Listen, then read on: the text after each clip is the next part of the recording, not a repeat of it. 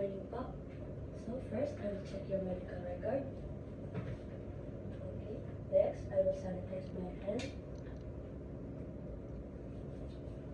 So, good morning, ma'am. My name is Casey Joy Malit, and I am a student nurse for today.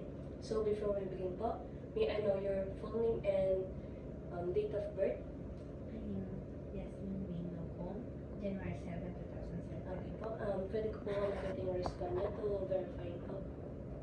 Okay po. Thank you. So, today po, I will give you some privacy po para locking the door. Okay, so today po, this procedure po, I will be transferring you for bed to wheelchair po. So, may I have your permission to hold you po in your arms, back, and feet po? Okay lang po. Okay po. First, I will lock your bed. So, hindi po siya gumalaw mamaya. And your wheelchair. Okay. So, can you squeeze my hand to see if may yung strength po ng mga hand nyo? Okay. Yung kabila naman po. Okay. Next po, sa feet nyo naman po.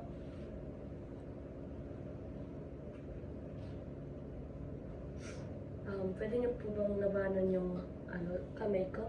Push nyo. Okay. Next po. Okay po. So, first, isa-side po kita. Next. Hawak ka po dito.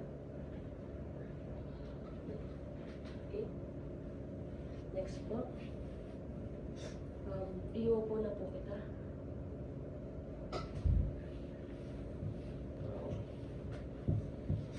So, pwede na po bang suot yung mga slippers? Okay. Next, I will assist you to stand up po. Hawak ka po sa balikat ko. Okay. 1, 2, 3, go. Okay, let's sit. Okay. So, i-ano ko na po yung towel. Next, yung seatbelt niyo po. Okay, next. 1, 2, 3, go.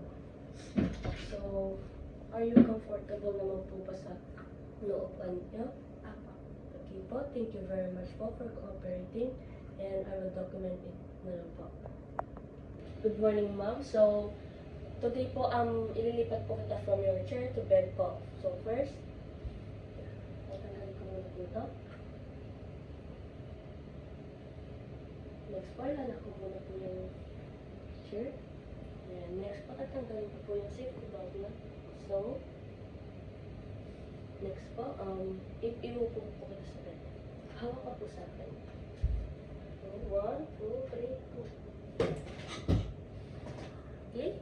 So, next naman po. Okay ka lang po ba? Okay po. So, ihiga na po kita. Hawak ka po. 1, 2, 3. Okay.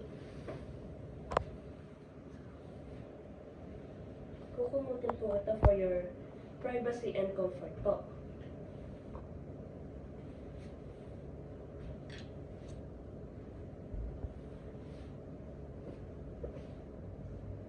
Okay.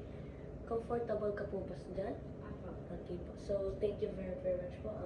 Mag-hand ID lang po ako. Thank you po. Ido-document ko na lang po lahat. Thank you po.